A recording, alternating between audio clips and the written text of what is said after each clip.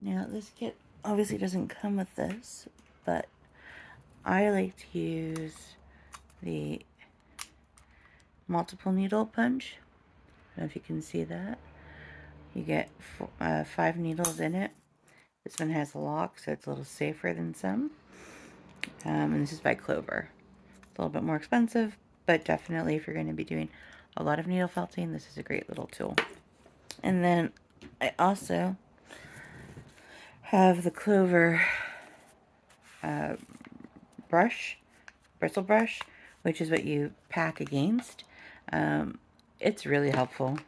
I mean, you could definitely find something as dense as this and use it. The kit suggests that you use the foam that it comes with, which you can, but it's going to degrade really quickly while you're doing it. So for my own preference, and because I've done this before, I like to use the bristles. Because if you look, this goes perfectly down to the bottom, doesn't dab into the needles, right? It's really helpful. But again, it isn't necessary, but it is, if you're going to do multiple kits or get into needle felting, I think this is one of those really good investment pieces. Now, unfortunately, these kits don't really give you much in the way of instructions. Just sort of make it happen, right? So take the needle out of the side of the foam. After, put the foam under the felt cloth, remove the wool, and poke the wool repeatedly into the canvas with a needle. Repeat operation in different colors.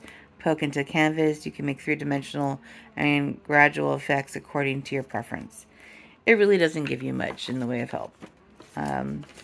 Which I guess for the cost of the kit, which was I think $5.47 on Temu, totally worth it. So all you really have to work off of is the image. So this, if you haven't done it before, may be a little challenging. You may want to watch multiple videos online before you start just to get an idea on how to proceed. Now you may think, like other kits, you would put it on the hoop to start, but if you look at the actual size, it goes all the way to the edge, which is impossible for needle felting. So in my personal opinion, put that hoop away. Either use your foam that it comes with and use that behind it and work on a section at a time, or like I said, one of these great brushes. You get a nice large surface area and you can work in stages. Now the key with this is to organize your colors ahead of time. I always suggest starting with your background color, and of course in this instance it's going to be white, so do all of your white first because you're going to be doing the 3D relief, so you always want to start with thing in the back first and then add on top of that. So here we go, we're going to organize our colors. Usually comes like in a swirly bundle like this. Obviously we're just going to pull off our fluffy bunches and separate them. And I try to organize like greens with greens, things like that, just so that as I'm doing layers, I can mix my own colors. I like to make a little bit gradients and things like that. That's obviously a little more advanced than some may be able to do. So here, I'm going to bundle this all together. They're all shades of green. Add that one as well. And put these aside in groups. And I just try to keep them twisted slightly and aside. As flat as you can. You're going to be pulling out fibers as you go. So we're going to browns and black together. And you can have your peaches and pinks. I guess you could kind of group the red with that too. Yellow is kind of a standout by itself. But anyway, I'm just going to put this all aside like that, because we're not going to be working with it at the moment. All we really need is that white. Make sure to get any of the extra fibers, like a little bit of red that got stuck there. And we're just going to start by pulling fibers a little bit. There are brushes you can get to make the fibers straighter and cleaner. Again, down the road, if you really enjoy doing it, maybe worth the investment. I think they're $3 or $4 each on Temu, so it'd be $8. You need 2, so you could pull the fibers on the 2 to. I may order myself some as well. Anyway, we're going to start with pulling about half of what you get. I find that they send you more than you need, which is terrific. So if you make mistakes or you want to make it more texturized or anything, you can. Now I'm working on a TV tray that has a little base here for your laptop, which is really helpful if you need to pull something against it like this, so you don't have to hold on to it as much. But it isn't necessary. You definitely can hold on all you want. And we're just going to start. So the whole exterior and everything against we're going to do in white. So we're just going to open this up and start poking. And just poke. Try to follow the line the best you can. Make sure you're always on the surface before you poke through, because you definitely don't want to make that kind of mess. And just like this, follow the curve, add the fiber. And we're just going to continue. Sort of tuck it in. So in the littler sections, sometimes if you need to get into tighter spots, the needles are definitely, the individuals are easier. So like I'll use this to pull it back a little and define edges. For the larger areas, I will definitely use the other tool. And if you know that you're doing it right, you will see the fibers in the back. You need to see those fibers coming through. That's how it weaves itself into the material.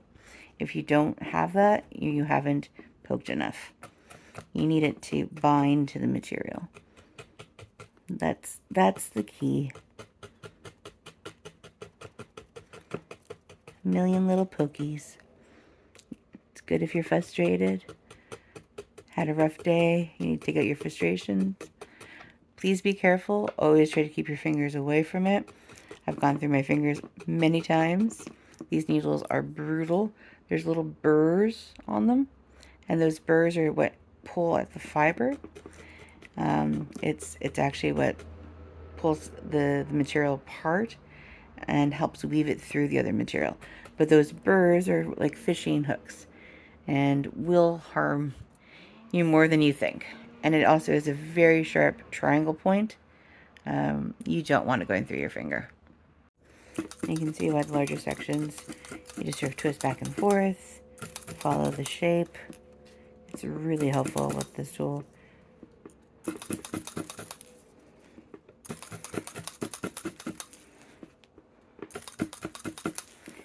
And again, for people who aren't really handy with sewing or anything, but still like the idea of a material project like this is a really good one. I have zero skill at embroidery, but love doing these sort of kits. But I also like to build up textures and things like that, and I like creating 3D models. So if you're into that, this is a great project for you. And like I said, just keep going.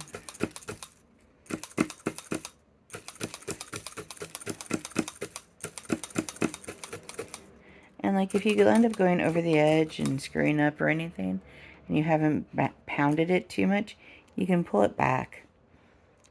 A lot of times, you know, at the beginning you're able to readjust, so it is a bit more forgiving than you think it might be.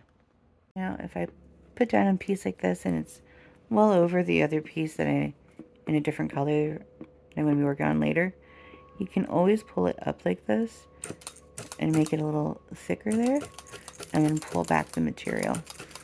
And you're sort of just drawing with it as you maneuver it. Just like that. See? And then you just work that down a little. And just work it till you like what it looks like. Now I went a little over the edge here. Like I said, you can always pull that back a little. See? Pulls back. And if you don't like that edge, you can always work it with a single needle. Try to tuck it a little bit more to find that edge. And voila. See, now you got a nice 3D layer there to give yourself an edge for the marinery later. It may not look like much now, but trust me, it's going to look really cool later on. So I've gotten all the white done, and I have about this much left. I can always go back and fill in more spots if I want. I don't usually, but sometimes. Just depending on how high you want the relief around it. So the next question is, what color do we need next? From the looks of it, probably the greenery, because everything else seems to be on top of it. So again, we're just looking back to front. So I've done some of the green. Just trying to sort of follow along the best that I can. And you just keep layering and retexturing.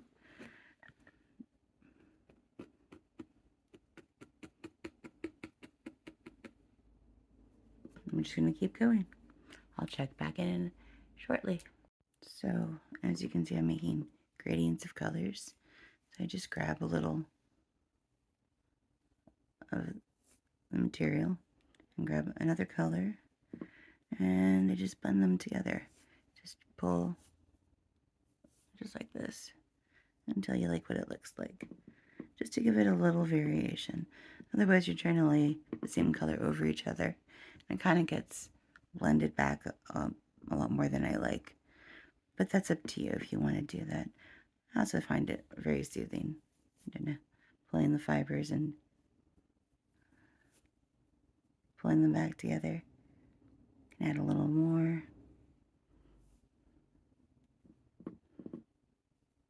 Just like that. Now, when I'm trying to create these shapes, you sort of have to figure out where your start point's going to be.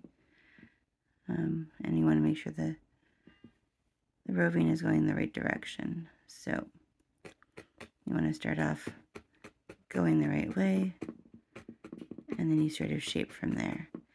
And generally you don't want to use scissors to cut it or anything. It gives you a weird edge.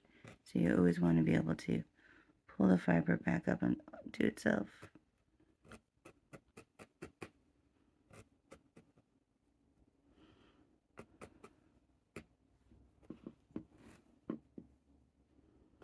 And for this, I'm using the needle just because it's a small space.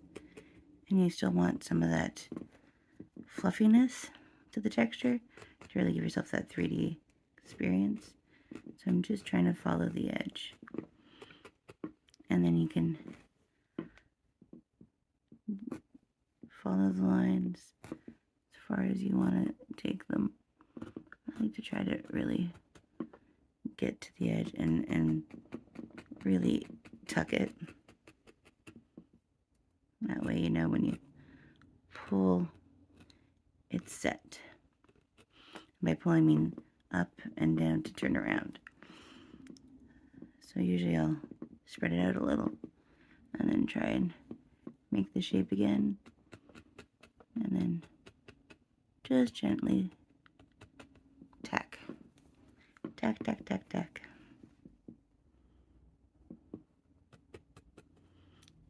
You can always pull it a little bit more.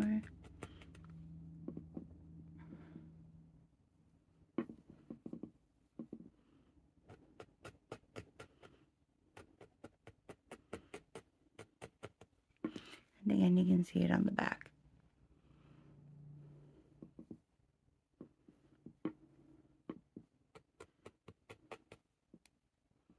So I've laid down another bubble color. I'm just tacking around the sides before I bat it down. So just sort of follow around and tuck, tuck, tuck. Follow around and tuck, tuck, tuck. I want to make sure you're at the seam for these ones. Just like that. And now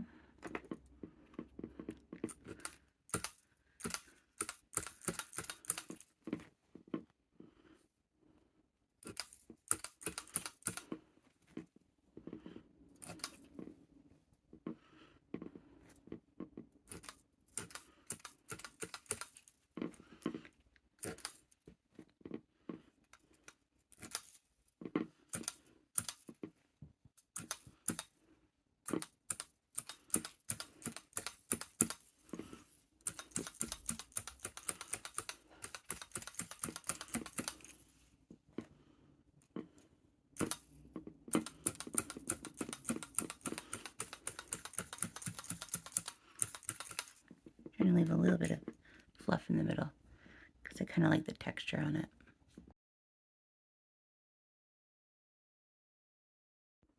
And I'm still continuing. Trying to set that corner first for this longer leaf. This one I'm just going to do as a flat color. And just keep tucking.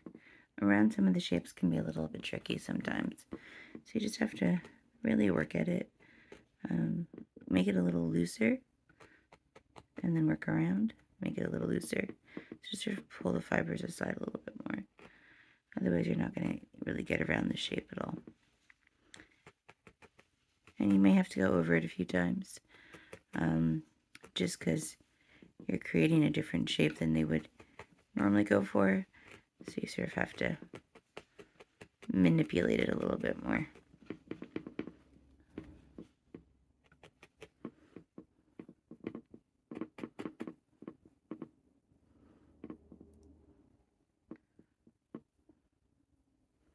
Sometimes I'll divide them up a little bit once I have some set and pull the next round over the other one to make it a little bit of a cleaner line.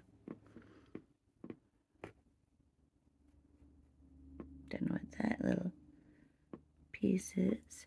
You ever find mystery bits in there, always take it out.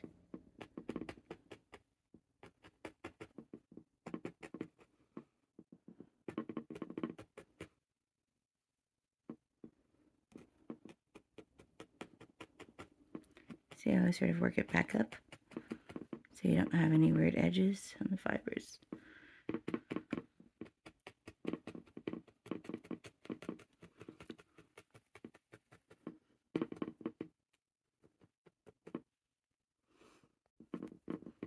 Just gonna keep working my way around.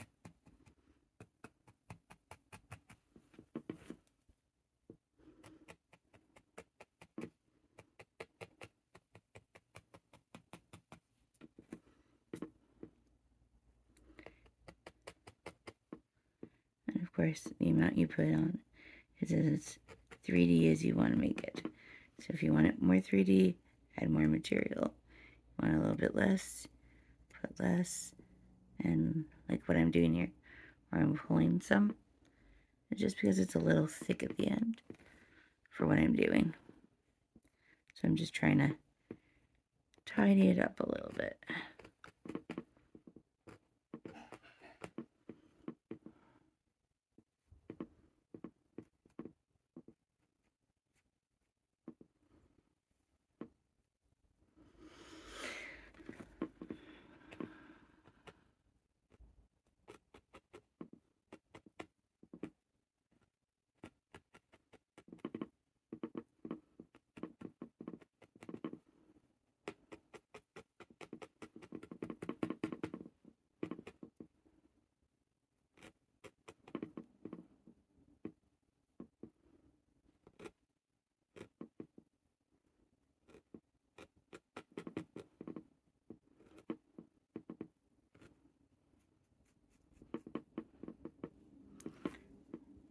See how I sort of pull it in? And you're going to make a defining line by going right between them. It's sort of how you carve. Just push in between. Stabby, stabby, stabby.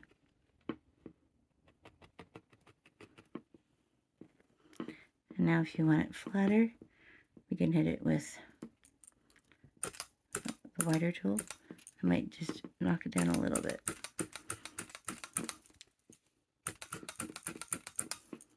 Just like that, and then carve it back out a little. And there we go.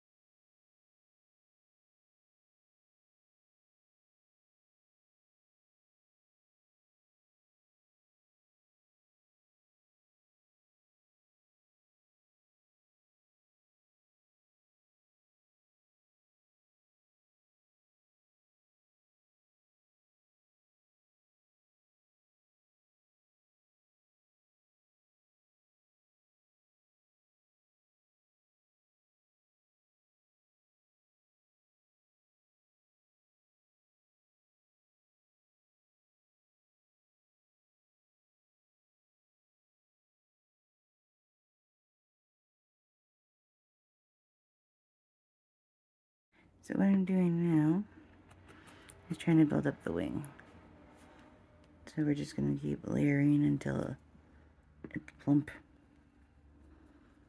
so that you have the correct texture before you put the more focused pieces. So it's not as neat. It doesn't have to be anyway. But more trying to build up texture, because you really need a base if you want it to appear more wing-like.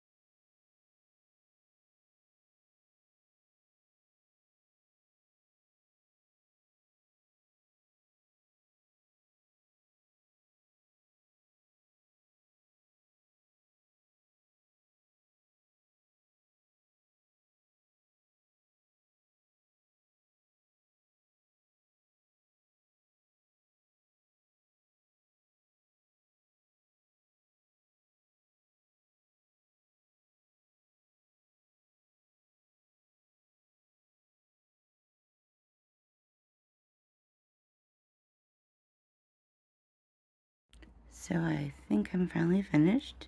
I may do some tiny little definition touch-ups before I put in the frame, but otherwise that's it. You can see the 3D relief on the flamingo. I may trim up some of these little tiny loose threads, but otherwise it is done. It took me a lot longer than I thought it would. Oddly enough, like the koala I did before this one was way easier. But I think this came out really pretty, and I'm really happy with it, so well worth it. And again, these were around $5 on Temu, so you get quite a bit. And if you look how much extra material I have left at the end, it's kind of crazy. I have enough to do another couple projects probably. So if I want to draw out something on a piece of felt myself and then use those colors, I absolutely could. So anyway, I hope you enjoyed this, and hope that you give one of these a try yourself. Happy crafting!